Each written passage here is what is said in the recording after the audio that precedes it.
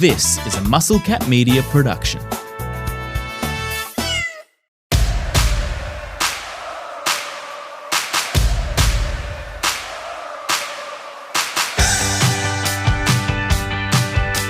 Guess who's back? Back again. Eric's back. Tell a friend. Guess who's back? Guess who's back? Guess who's back? Guess who's back? Eric Balnar is back with us on the Baseball Expats. He was a guest on our show a couple of weeks ago because he had missed several episodes, but for a good reason. He was overseas visiting family, but he's back and he's ready to talk baseball. And look, he's buzzing. Hey, dude, I was singing as well in my time away, but it was at Rogers Center watching the Toronto Blue Jays play, and I was singing, "Okay, Blue Jays, let's play ball." You know that song? That's a big Jays song. That's what you sang at every Jays game in the seventh inning stretch. I've never heard that song in my life. I have to believe it. Dude, it was what a wild journey the Jays have been from like just the swings of emotion. Like last time we chatted, we were kind of recapping that final week of the season and what an up and down that was. Like the Yankees were perfect in the last week, right? Like they went 6-0 in that last week. The Jays had to win their last 4 games as it turned out to make it and win that division. They did. They got rested. But then I ended up watching the first 3 games of that DS versus the Yankees in 3 different countries. So game 1, I was at the game itself in Toronto, cheering on the Toronto Blue Jays with my dad. It was a cool experience to go with my dad, man. Like that was just awesome. Like what's better than watching your baseball team with your dad at a sold out stadium, my first MLB game in a couple years. And that place was going banana lands, dude. It was so cool. And then I met up with some university buddies that I hadn't seen in like 5 years. And we watched the game in a bar in Buffalo, which is the AAA affiliate of the Yankees, but also Yankee territory. So that was a lot of fun. Watched it with some friends. And then we went to a Sunday night football game. Bills got beat by the Pats right after, RIP. And then the next game I watched on the plane coming back in the lounge, the Virgin Lounge, and then on a plane going back, and the Jays lost. So first 3 games, 3 different countries. But my goodness, it is so fun, man. Like that city is absorbed by the Blue Jays right now. It's a pretty cool and fun team. And there's been a lot of special moments, whether it be Vladdy's grand slams and Vladdy dominating the series. I won some money off Vladdy, by the way. I'll tell you that in a second. And Alejandro Kirk, the captain, Trey Savage, his game. There's just too much to buzz about these Jays, man. That's why I got a poster of the Rogers Center, as you would have noticed behind me, for whatever reason. I think that's been there from day one of the Baseball Expats. Back when I predicted the Jays to finish last. I think I'm excited for the ALCS because of the 2 crowds that we're going to get. The Seattle crowd and the Toronto crowd have just been effing unbelievable. I know we'll talk about that series. We'll break it down going forward. But the crowds in general in the playoffs have been great. Spoon and I talked about the wild card series and how much we like it from a broadcast standpoint, because you basically get, for those first 2 days of the wild card, right? We got 4 games a day for 2 straight days, and then we got 3 deciders. Like it was incredible viewing. But the crowds of the people that have been in stadium, like as a broadcast product, it's been amazing. But I think the crowds at both the wild card and what we saw in the division series have been incredible. And you were there, so you'd be able to give us a firsthand take on what that's been like. Dude, it was unbelievable, man. Like it's playoff baseball just hits different, right? Because you're so dialed into every single pitch. Like every pitch means something. And the crowd can feel off that too. So you get knowledgeable fans. Like you're not paying that much money to go to a playoff game if you don't have a knowledge of what's going on. So yeah, there's special atmospheres. I feel like the broadcasters have done a great job of giving space for the crowd as well. Like you think to that game 5 decider between the Tigers and the Mariners, like, it was just like, and for the first time in 24 years, the Mariners are going to the ALCS. And then they just shut up for like 2 minutes and watched literally the crowd. That it shook the ground. It registered on the seismic chart. It was so cool.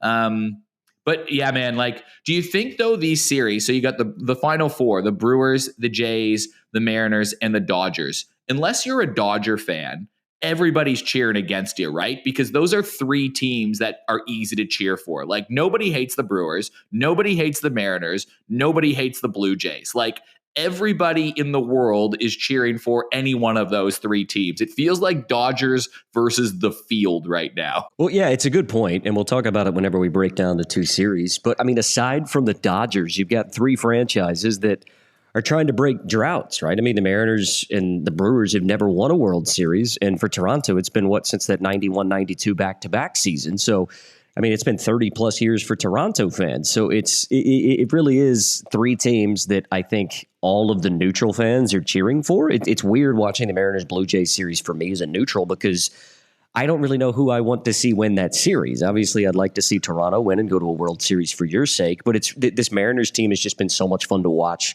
particularly down the stretch and the way that they finished the season. And for the baseball tragics, a Brewers team that, it's 3 months into the season, we were all like, who is anybody in this lineup? And now they sort of have this David and Goliath battle, even though really they've been a better team than the Dodgers. It really does feel like a David versus Goliath in that National League Championship Series. And you're right. Unless you were a nailed-on, to-the-wall Dodger fan, nobody's cheering for LA to get through the NLCS.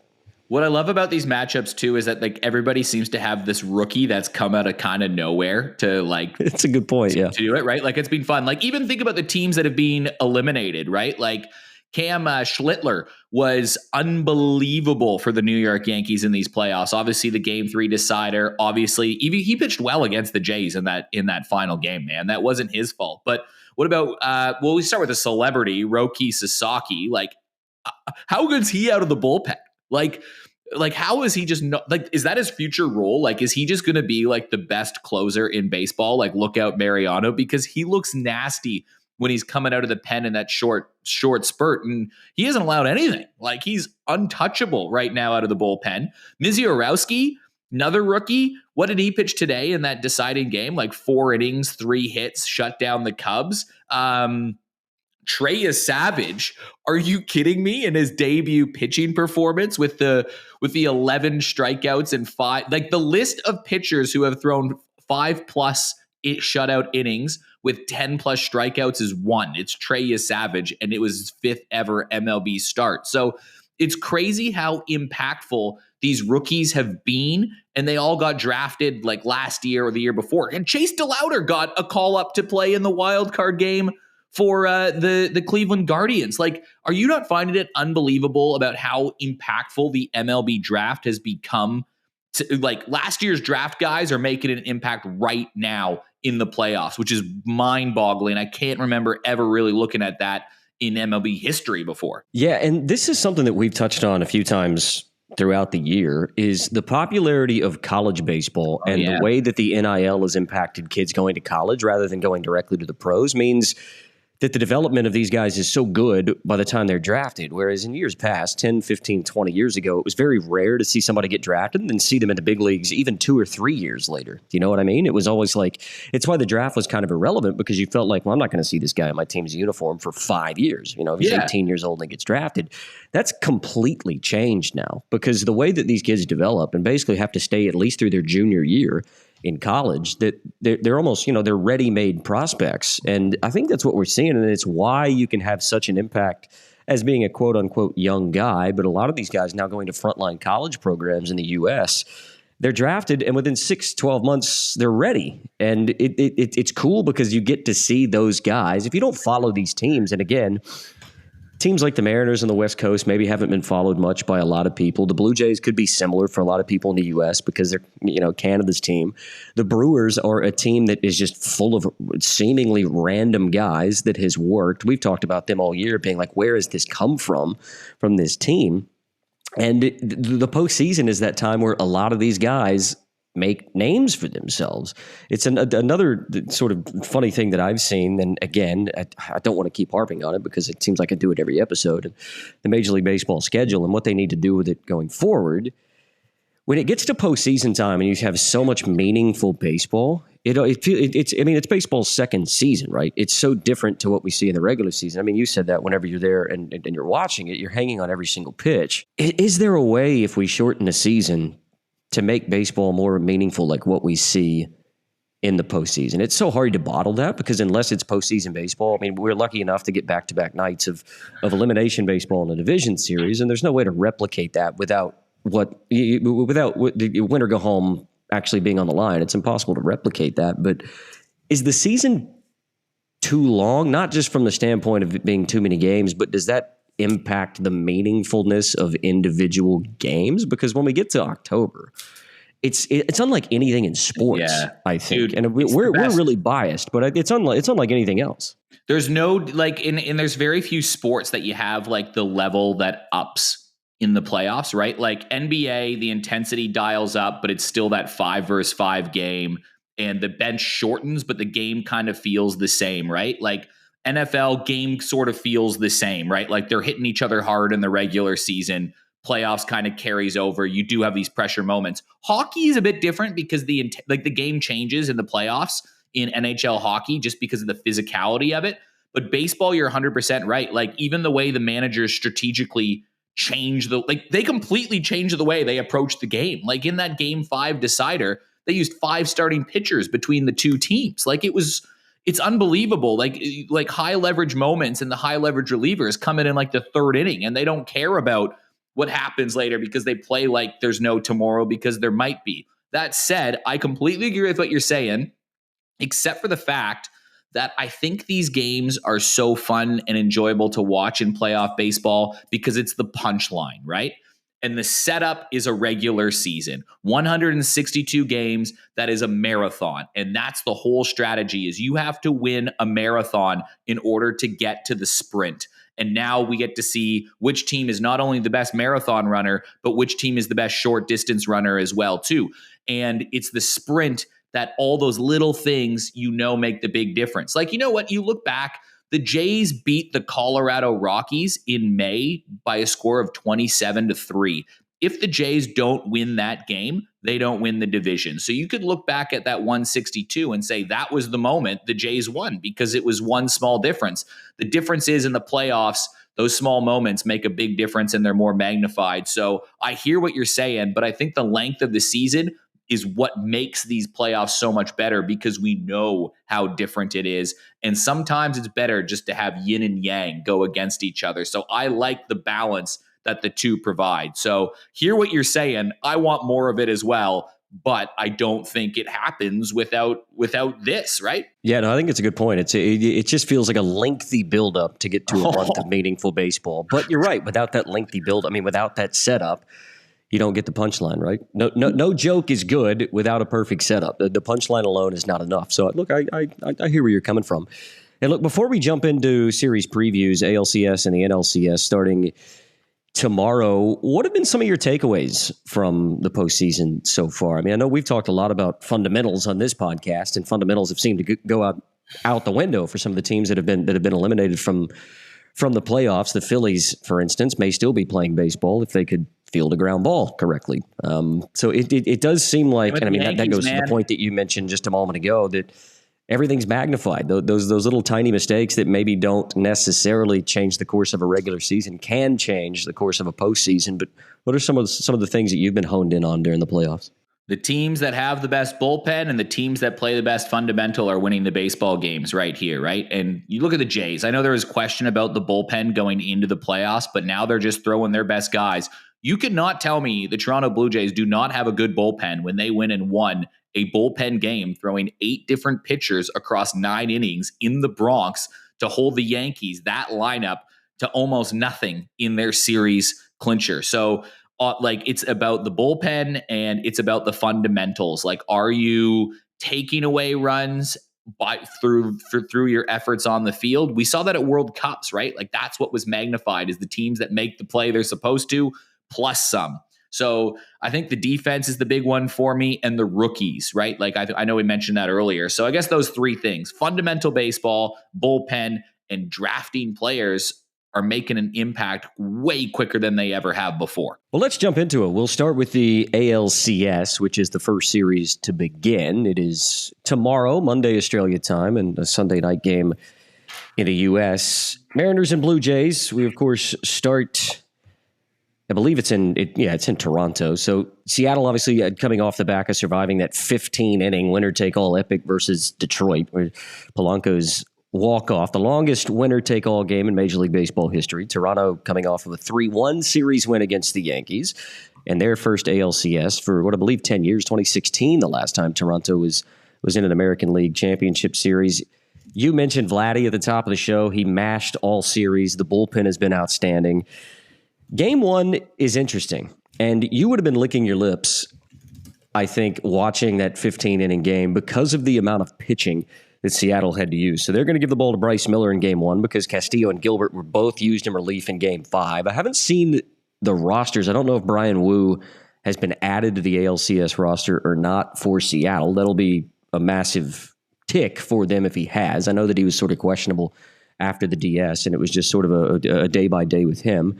And Toronto are going to go with Kevin Gausman to throw game one of this series. How important is the first game of this series in your mind? 7-game series, so we start the 7 gamers now with the championship series and into the World Series.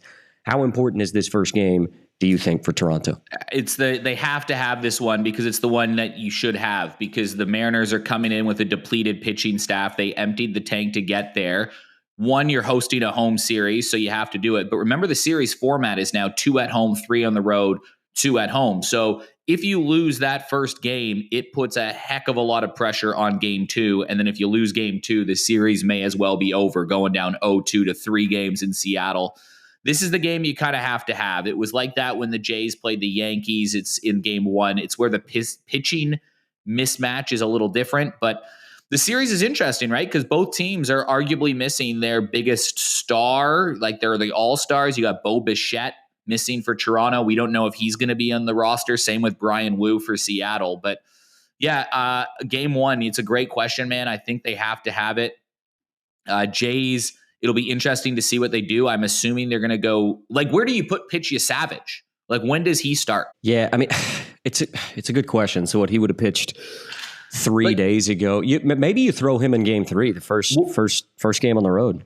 Well, this is what I'm wondering too, because I know that he was his 5th MLB start when he started in Toronto in game 2. The reason he started in Toronto was because they didn't want him to have his first playoff experience in Yankee Stadium. Now, you see what he did in the playoffs. I don't think you have to worry about where he goes.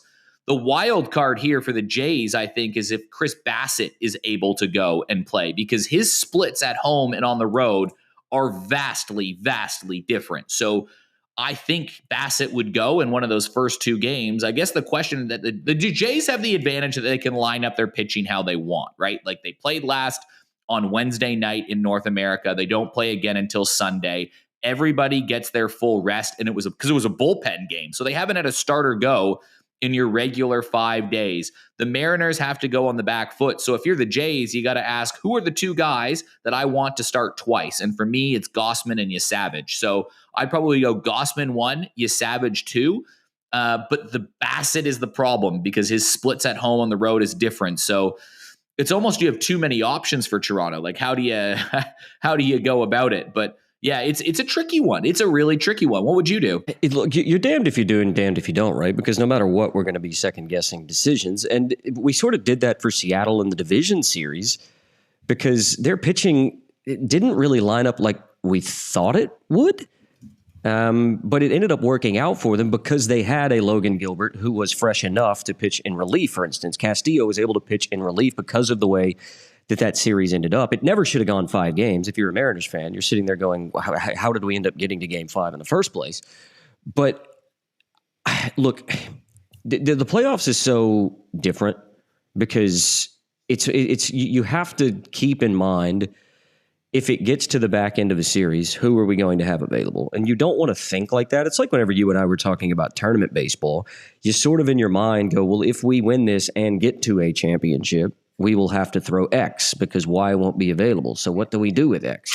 And it's part of the sort of mental gymnastics that a manager has to roll with. And yeah, I mean, like I said, you for Seattle in particular, you throw in the spanner in the works and that Brian Wu with that pec may or may not be available. So it could end up that by the time you get to game 4 or game 5, Seattle is just kind of throwing together a rotation. And then I think if you're Toronto, you can then probably decide who you pitch depending on what Seattle's doing, right? So I think it might be a game of chess between these two managerial staffs to just go, what is the other team doing? Because it might influence what we do. It's a really good point. And I think we've kind of seen throughout these playoffs, you've just got you're right.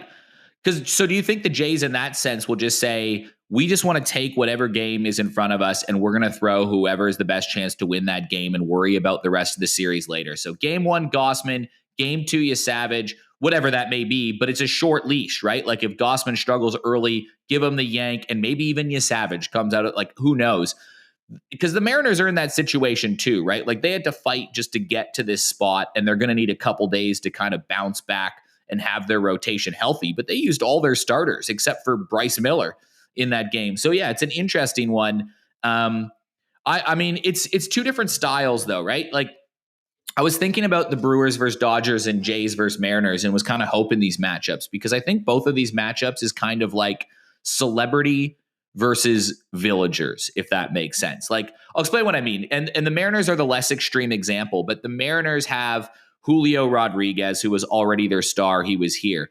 But over the last couple of years, they've brought in like international stars and stars on other teams. So they brought in Randy Arozarena. They brought in Naylor. They brought in Suarez. Like they've swung big to bring in names and bats. Now, they may be the B-grade celebrities compared to what the Dodgers have done in bringing in Yamamoto and Sasaki and bringing over every pitcher that you could have possibly imagined. But the Brewers and Jays play very much village baseball, and it is a beautiful thing. There is a star on the teams, more so on the Jays, where you have Vladdy, but outside of that, it's just whoever, like it's the matchup game. There's 12 guys who can play. You know, Miles Straw's getting in the game at some point. He's going to have a key pinch hit at some point. Nathan Lucas had the big hit in game number 1, and he didn't even play in game number 2, and it was the right decision. So the village baseball is pretty much everybody kind of checks their ego at the door. Doesn't really matter the name. You play that fundamental baseball to win the game. And the Brewers and the Jays are kind of like that, whereas Seattle and the Dodgers feel like it's that big name, go out and take a big swing in a trade to bring over those biggest names possible to help bolster your lineup. And that's worked too. So there's no knocking that strategy. It's just kind of seeing both of them go head to head. Well, yeah. And this Jays Mariners series is the one that probably I'll be zoned into of the two. I mean, obviously we'll be across both series.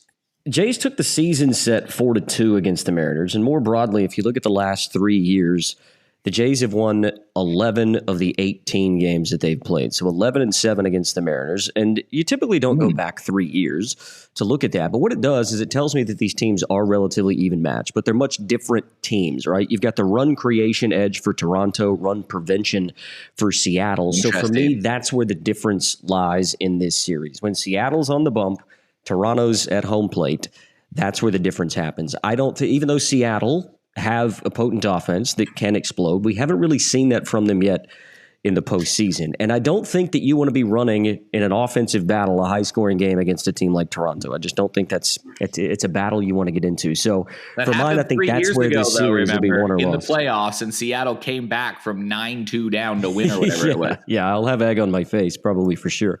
So look, the old adage goes is that the series doesn't start until an away team wins.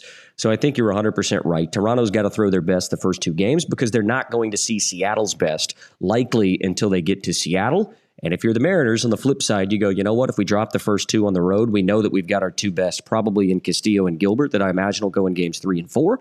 And they're going to be must-win games, but they're must-win games anyways because you have to win home games in the playoffs. So look, I know that this is probably going to be a selection with your heart more than with your head, but what is your head telling you the outcome of the ALCS will be? Well, first off, you make a really good point about having those starters lined up for Seattle at home, because that kind of might allow Seattle to play a little freer on the road in Toronto, right? Like if you can win, you just try and steal one. See if you can steal a game. Dude, if you can come back 1-1 and have your best going, you're going to feel like you have an absolutely unbelievable, like, good shot. I feel like the Jays are going to win this series. Like, it's my heart and my head saying that. I think the Jays, the questions was, my biggest questions around the Jays entering these playoffs would, how would Schneider manage this team, right? Like, does Village Baseball works really well in the regular season when it's a 162 game grind and you can present all these different lineups in the week, and it's easier to keep players in your lineups ego in check because you know they're playing later in the week. How you manage that, sometimes decisions are made for you, right? I feel like John Schneider has done an excellent job in picking the matchups, picking the rotations, picking the guys, and I think he is the commander of a ship with a lot of different tools in his arsenal, and I think he's picked the right spots, and I think he's going to outmanage this series again. So I feel very confident in that. The Jays just have so many guys in this lineup that can hurt you, and they've done it so long, man. They've done it all year long. They've been the best strikeout prevention team. I think they just frustrate teams, and in a 7-game series, that's going to pay off. Savage is the difference maker here. Mariners rotation on the back seat, but I think it's going 6 or 7, right? Like, I think my prediction is Jays win in 7. So it's going to be 1-1 after the first 2. Mariners are going to take 2 of 3 in Seattle, and Jays will win the last 2 at home to go to the World Series. I think it's going to be an absolute dogfight, but I'm completely clouded with bias and hope. Yeah, it's important that, don't bury the lead. It's probably important that we get that out first. But I look, in a playoff so far, in MLB postseason that has had fantastic television ratings, for 2 teams that typically wouldn't rate overly high in the U.S., obviously Canada will be rating through the roof. But for 2 teams that probably wouldn't rate very highly in the U.S., I actually think this is going to be a more watched series than what we'll see between Milwaukee and the Dodgers. I will tell you something, too, here. Here's why the Jays are going to have an edge. Everyone's talking about the Seattle crowd.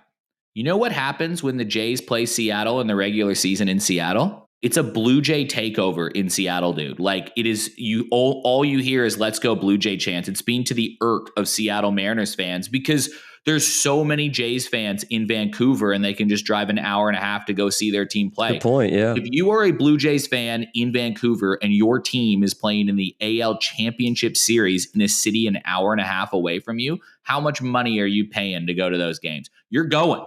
So obviously it's going to be a very heavy Seattle crowd, but I would not be surprised if it's 2/3 Seattle up to 1/3 Toronto. When the Jays have a big moment, you are going to hear "Let's go Blue Jays" chants, man. And I think that might be a weird little edge the Jays might have here. There were some rumblings that the Yankees were refusing to sell tickets to people with Boston postcodes in the wild card. So it'd be interesting to see if Seattle's doing the same thing. If you're buying from Canada, they may not allow you to. That you couldn't buy Yankees playoff tickets with a Canadian address. Meanwhile, Seattle's hard to do because, like, I know there's a lot of I have some friends in Vancouver who are diehard M's fans because it's the closest one to go. So it's kind of hard for Seattle to say you can't do that because it's part of their market base. But I like Seattle, man. Like, they're hard not to like. And both these teams have had so much pain and frustration lately. I think there's a nice respect for both of these franchises that they get to go to war here. Even like Seattle caused one of the most heartbreaking playoff losses you could imagine in that wild card a few years ago. And there's like no animosity between Jays and Mariners fans. So I think you're going to find this be a very friendly series, but the next, it'll be heated, but it's not like they hate each other, if that makes sense. Yeah, and look, no matter the outcome, the team that advances from the American League that goes to the World Series, like I said, is going to have the chance to break a major hoodoo, either a 30-year drought for Toronto or winning their first ever when talking about the Mariners. So Jays in 7 is Eric's thoughts on the American League Championship Series. We move to the National League, where fresh off the Milwaukee Game 5 win against the Cubs a little bit earlier today, 3-1 final in Game 5, all runs scoring on solo homers, oddly enough, in that game for Milwaukee. The Dodgers, of course, eliminated Philadelphia in that 11-inning walk-off error that we touched on earlier. Fundamental baseball, kids. It's important that you learn it. This series starts on Monday U.S. time. It'll be Tuesday here in Australia. The first 2 in Milwaukee, 3 in L.A., and then back to Milwaukee if necessary. The Brewers actually swept the Dodgers in the regular season. They played 6 times in July, and the Brewers won all 6 of those games. You wonder how much of that comes into effect here. I mean, the Dodgers have not beaten Milwaukee all season. Brewers, of course, at franchise record 97 wins, capped by that heater that they had in the last couple of months. They finished 39-9. They've now won 3 of their last 5, of course, taking this series to 5 games. And the pitching here is interesting as well because there's been a bit of rotation chess for the Dodgers. Snell, Yamamoto, Ohtani, the sequencing, the way that those guys have pitched has been debated somewhat. Ohtani will be lined up on normal rest. And as you talked about, Roki Sasaki has become a weapon all of a sudden, whereas he potentially was an option to start. And in a 7-game series, obviously your pitching is a little bit different than what it is in a 5-game series, but I would imagine that we're still going to see Roki Sasaki in that role. I can't imagine that they put him in any sort of a starting role. And then when you look at Milwaukee, Freddie Peralta headlining, he was excellent, obviously, in the division series. You talked about Mizorowski getting a win earlier in the series, pitched today in Game 5. Abner Uribe is amazing out of the bullpen. So these are teams that, sort of like you talked about, you've got the hot names in the Dodgers, but you've got some really good arms in Milwaukee as well. This is going to be a fun series too. Dude, on the MLB's marketing promo poster, Andrew Vaughn is on it for the Brewers, and with good reason. Amazing. But if I told you last year, if I told you in June of this year that Andrew Vaughn would have been one of the 3 players featured on the NLCS poster, what would you have said? Well, you're telling me in October, and I don't believe you. Yeah, so it's I certainly crazy, wouldn't have believed you in July. And he deserves to be, dude. Like, this is great. So, look, I made the comparison saying it's kind of similar where you have like celebrity baseball versus village ball. And it's the Jays Mariners. I'm stretching a little bit here because the Jays, they did pay Vladdy $500 million on a 14-year extension, right? Like, the Jays have some assets. These two teams could not be more different, right? Like, if the Dodgers want somebody, what do? They get them. They get them, right? If the Brewers want somebody, they don't. Like, they have to figure out a way. When we've talked about this on the podcast this year about how they just find guys or they develop guys, right? So, yeah, it's cool seeing. And Andrew Vaughn is case in point. Like, dude, the dude was playing in AAA this year, man. He was hitting let me find this. I wrote this down. Okay, in his first 48 games with the White Sox, he was hitting 189, and then he was sent down to AAA, and then he was traded he was traded, man, like, to the Milwaukee Brewers on June 13th. He was promoted on July 7th, and then he slashed the rest of the way, 308, 375, 493 with 9 homers and 46 RBIs. From that point. Like, it is crazy, but he is a good case of what this Brewers team is, right? So my heart wants the Brewers to win because it just says, you know what? Money doesn't buy you everything. Sometimes you got to be a little bit savvy. And the Jays are the same thing, right? Like, Ernie Clement was, like, somehow he's one of the stars of this team, and the Jays have guys that have been 10-year minor leaguers. And yeah, man, could they be any different, these two teams? No, I mean, it's the way that you put it is quite funny, celebrity versus village people, and it does sort of feel that way.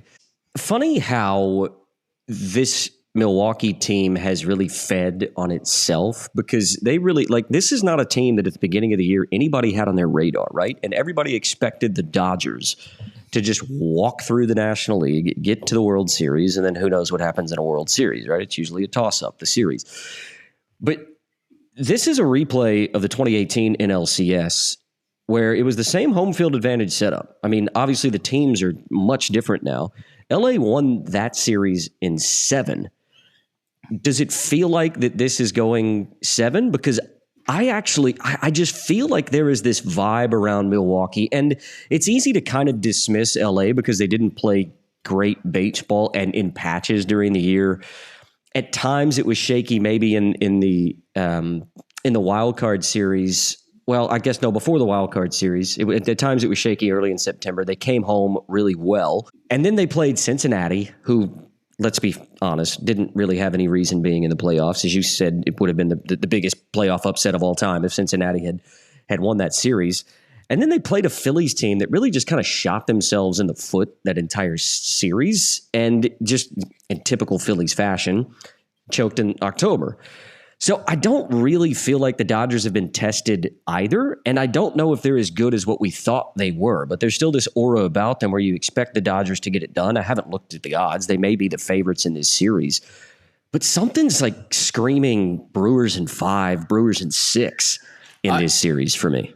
I think so too, man. I have the feeling as well, but we talked about how fundamentals are so important in the playoffs. And I think on the flip side of that, how do you crack good fundamentals is you put pressure on an opposition, right? And I was looking through the Brewers, trying to find something to feel good about them. And what I had feeling good was, one, their RBIs. Like everybody, there's so many dudes that have 50 plus RBIs, like Collins 54, Durbin 53, Frelick 63, Churio 78, Contreras 76, Yelich is 103, Turang is 81.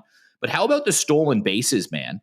Turang 24, Yelich 16, Churio 21, Frelick 19, Joey Ortiz 14, Caleb Durbin 18, Isaac Collins 16. I mean, they stole 164 bases this year as a team. I mean, they're stealing an average of a base a game. It doesn't sound like that much, but that's not quite normal. So, I mean, when you take a look at it that way, I just feel like they just have so many guys that can get it done from 1 to 9 in the lineup, and all of them get on base and all of them make life a living hell for you when you're pitching. So I kind of think they can build enough pressure to make these guys crumble. But then you look at the LA Dodgers lineup, and man, like, on paper, they're still the LA Dodgers, and they've been questioned this entire year, it feels like, and they keep having an answer. So the Dodgers are the champs till they're not. They're the LA Dodgers until they're not. They have, like, their lineup is crazy. Their lineup is ridiculous, dude. Like, this team should win, the Dodgers, right? Yeah, that's what I'm saying. It seems like this is why I'm struggling so much with this series. I agree with you, and I think Seattle and Toronto is going to go deep, and it could just come down to a game 7 on who's better on the day, right? Where with this, it really does feel like LA should overpower the Brewers, but just with the way that LA has been strange in patches this season, and the fact that I really don't feel like they've been tested yet in the postseason, and Milwaukee just has they have this swagger about them. And you're right, the way that they play is just so much different. There's just this strange, like, Pat Murphy thing as well, where it's just, like, he's just this jovial guy that they love playing for. And the Brewers have never won a World Series. And it would almost be perfect in some ways that this Dodger franchise, and I know we always sound like Dodger haters on this show, but I guess we kind of are, that this franchise that was supposed to be incredibly dynastic and win, 8 World Series in the next 10 years goes down like in just like a puff of smoke in like 4 or 5 games to Milwaukee in the championship series. It would be incredible. It would be great. Sorry to our Dodgers fan listeners out there, but I think that's what the entire world is cheering for. The only thing about the Dodgers is just their resiliency, and I'll bang on that again, right? Like, it's just, man, they lost to the Phillies, those back-to-back games mid-September. And there were a lot of questions, if you remember, about the Dodgers at that time. Like, they just didn't look quite ready, right? They responded with a win over the Phillies. Then they they won 3 in a row versus the Giants before falling in game 4. They lost the opener versus the Diamondbacks 5-4 in that heartbreak. And then they beat the Diamondbacks the next game in that heartbreaker. Then they won 8-0 over the Diamondbacks, 3-2 over the Mariners, 5-3 over the Mariners, 6-1 over the Mariners. Then they swept their way through the wild card, and they won 3 of 4 versus the Phillies. What's that? Like, they've won 11 of their last 13 or whatever it is. When it matters the most, the Dodgers have just found a way to win games, right? So think back to when they got swept by the Pirates, and then they lost the first 2 games versus the Orioles right after that. Since that point, there were questions, and they just answer it every time. So my heart says Brewers in 5, but my head says Dodgers could be in 4, man. Gun to your head, official pick. Where are we going? Dodgers, Blue Jays. See, for me, that feels like kind of a disappointing World Series. Canada versus America, baby. I, for one, am sort of cheering for a Mariners-Brewers World Series. I've said that for about a month now, and I think Major League Baseball would absolutely hate that happened. They would love Dodgers, Blue Jays, though. Yeah, they would. But Dodgers, Blue Jays would make a ton of money for Major League Baseball. In Canada watching that. Like, you want to know how big of a deal the Blue Jays are right now? The Toronto Maple Leafs are the king shit, man. Like they run Toronto, they run this town. The Leafs just changed their game time so that they didn't compete with the Blue Jays. So the Leafs are now playing on Monday at 2 p.m. and then they're playing the Jays game on the screen immediately following. So people that go to the Leaf game can just stay and they'll keep the arena open and you can watch the Jays on the screen. By the way, my Monday, Leafs and Red Wings at 2 p.m., Jays at 4:30 p.m. in the playoffs, Bills at 7:30 p.m. on Monday Night Football. How's that for a day? That's unbelievable. And look, just before we go, you and I have touched on this before, but you're fresh off of a trip back to North America. So I want to get your take on this. We should have done this at the top of the show. We're lucky in Australia because we can wake up and watch meaningful baseball at 11 o'clock in the morning, and you don't have to wait all day for it. And it's usually at a time when you're probably at work, or if it's a weekend where you're not doing much else at that time of day. Is it weirdly way easier to watch baseball in Australia than what it is in North America, in your opinion? Because I feel like it is. It is way easier, and it's the same with hockey, man. I actually like it better for the regular season. I'm going to use that as an asterisk. Like regular season, give me 11 a.m. games all the time. Like give me it during work. And baseball suits it so well.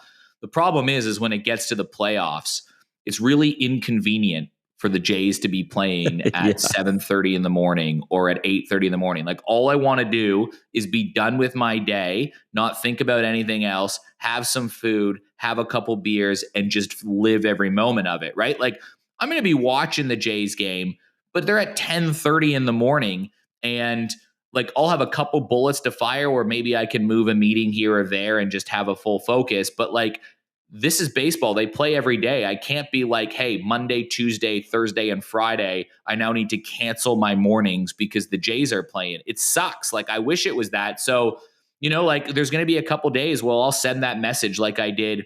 Like the Jays Decider was a good example on Thursday. What did I text you? We had a meeting for work, you and I, that day. What did I text you? I was going to bring this up. Eric sent a group-wide message to basically say, do not tell me anything about the Toronto Blue Jays game. At that point, I think I looked at the score right after you messaged it, and it was like the fifth inning, and the Jays were up 3-1, and I wanted to talk to you about it. But you were like, don't say anything. I'm gonna watch the game when my day is over, which, look, you get a lot of that in Australia as well. I mean, I know a lot of people in North America sometimes that do that for like, EPL games. They don't want to wake up in the morning and watch it. So they wake up and maybe they'll watch the game at midday well after it's been taped. But it was funny. You sent a group-wide message to say, if anyone says anything about the Jays, I'm going to mute you immediately because I'm going to sit down and I'm going to watch the game on my own later on this evening and celebrate far after Toronto has won the division series. Right. And like sometimes you can get around it. Like tomorrow, I'll start work a little earlier. I have some meetings I can't get around. Probably mid innings, I'll pause it for an hour. I'll catch up and it should be fine. But like Thursday's another good example, man. Like the Jays game 3, I think it is. Like I'm going to have to not watch it and just watch it in the evening when it does, which is fine too. But you want to enjoy baseball that way. So you are right that I think it's better in the regular season to watch baseball and more easy. You can watch a variety of games because you're not stressed out about it. But when you want your full attention on it, the evening is better. Yeah, me not having a dog in the fight, I'm still happy with early first pitches. 9 times out of 10, I would say the same thing, right? Like if this was anybody else and not the Jays in it, just making my life real complicated, dude. I got to reschedule some things, even on weekend plans. Like some people are like, I had someone message me being like, hey, do you want to go on like a hike and a couple things? Another person asked me if they wanted to go to a gig that's in the afternoon, like a festival next Saturday. And I can't because like the Jays are playing on Saturday morning, right? Like I'm booking next Saturday off for game 5 or 6 or whatever it is. So Eric is saying Toronto Dodgers World Series. I'm going to say Mariners and Brewers, just to be different. And not because I dislike you, but just because I'd like to see 2 teams that have never won a World Series play each other for a world title. I said exactly how the Jays series is going to go, right? Split at home. Mariners win 2 of 3 at home. Jays win the final 2 at home to win an epic Game 7 series comeback. The Dodgers will they are going to win the first 2 games here in Milwaukee, and then they're going to lose Game 3 at home, but they're going to win game 4 and 5 at home and advance to the World Series at home that way. But that's going to be the big thing, is the Dodgers are going to win their first 2 games. That's my oddly specific prediction. And Andy Pages is going to have a walk-off homer in game 5 to send them to the World Series. What is your specific predictions for both of these series? I need to know how these series are going to unfold. You're putting me on with Toronto, Seattle. You're putting me on the spot. Toronto, Seattle, I think the home team wins every game. The home team wins every game? I think it goes 7 games and the home team wins every game. So the Jays go through. Yeah, I think that's what's going to happen. I'm hoping that the Mariners get through. That would be crazy. Well, but just because of the way that each of those 2 teams play at home, and I mean, yeah, you talked about the potential Blue Jays fan factor at Seattle, but just because of the environments that both of those 2 places are and it creates, I wouldn't be surprised to see it. But it would be wild for the Jays to take the first 2 and then have to come back to Toronto and win 2 in a row to get through a World Series. So I'll say the home team wins every game of that series. Could you imagine the emotional swings in that one? Like, imagine Jays fans up 2-0 going on the road. All you're thinking is, you'll be insufferable for 2 days. And we're home. And then the Mariners winning 3 in a row, being like, oh, like that would be a crazy emotional swing, man. Like I said, you would be insufferable for 2 days after. I love this oddly specific prediction from you. That's a good one. Dodgers and Brewers, I'm going to go the other way. I'm going to say Brewers win 3 of the first 4 games and then win game 5 to finish the series. I like this. You have a hunch that it's going to be short. I would have loved it if you said that the road team wins every game. No chance. No chance in that one. Wow. I mean, Dodgers losing in 5 would be crazy. Like, I feel like if the Dodgers are going to lose, it's going to be tight. But I like the prediction of 5, man. They're the best team in baseball, the Brewers. So, like, it's a little disrespectful of me, to be honest, to be like Dodgers win this or 4 or 5. That's extremely disrespectful of me. Well, I think that's the way that everybody is feeling. Look, we will potentially jump back on for an episode mid-championship series. Depends on how Eric's nerves are going in the next few days. We should have mentioned at the top of the broadcast that Spoon's not with us because he's in the UK. He's watching probably the worst NFL game on the schedule so far this season tomorrow, live and in person, as the Broncos and Jets play each other in London. But we potentially will hop back on in the next few days and, chat more NLCS, ALCS. Don't forget to like and subscribe, share the pod with your friends, and we will be back talking baseball before you know it. But until then, enjoy your week, enjoy your baseball. See you, everybody.